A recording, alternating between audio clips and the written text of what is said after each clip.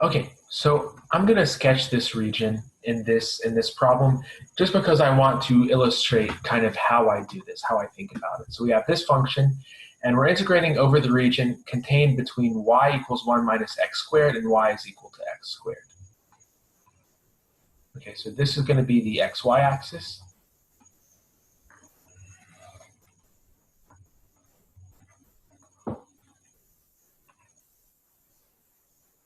Okay, so I'm going to sketch y equals x squared. So this is just the upward facing parabola. And then y is equal to 1 minus x squared. This is the downward facing parabola. Okay, and these points where they intersect, really they should be the same height. But my drawing isn't great.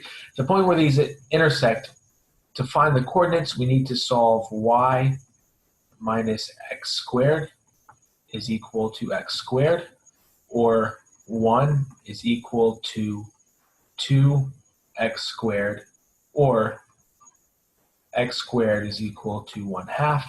So this is going to be x is equal to plus or minus the square root of 1/2, or 1 over the square root of 2.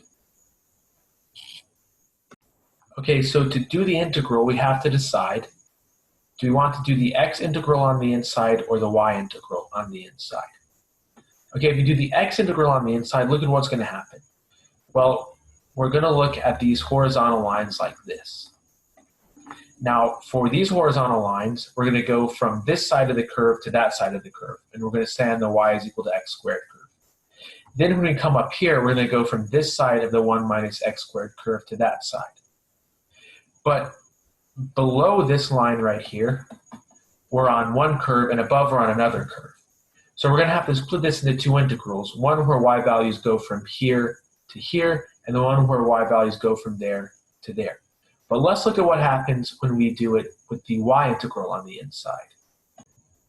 So if we do the y integral on the inside, then for every fixed value of x, we're going to go from y is equal to x squared to y is equal to 1 minus x squared. And this is true for every value of x. For every value of x, from minus 1 over the square root of 2 to 1 over the square root of 2, we go from y is equal to x squared to y is equal to 1 minus x squared. So then this is the better integral. This is the better order of integration.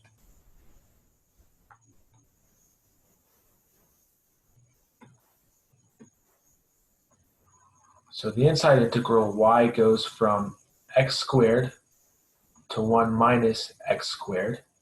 On the outer integral now, x is going to go from minus 1 over the square root of 2 to 1 over the square root of 2, and then we'll have xy dy dx. Now, you might be thinking in terms of some symmetry here, but notice that, in this case it might work, but notice that even though the domain, the region of integration is symmetric, that doesn't mean that the function satisfies the same symmetry properties.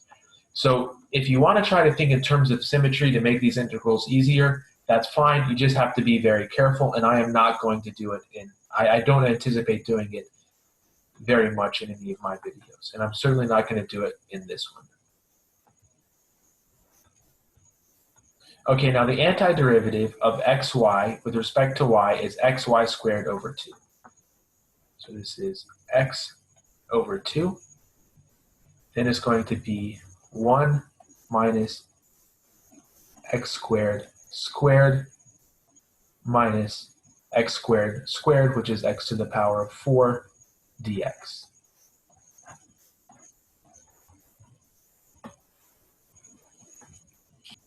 Now at this point, so I guess I'll be a little dishonest, so I am going to use symmetry here, but I'm going to use Calc 1 symmetry. So notice that this function in brackets is an even function. X over 2 is an odd function. An odd function times an even function is an odd function. So we're taking the integral of an odd function from minus a to a, where a is 1 over the square root of 2. And so this is equal to 0. Now, if you didn't follow it, that's fine. You can actually compute the antiderivative. It's a polynomial, so it's not complicated, but it is tedious.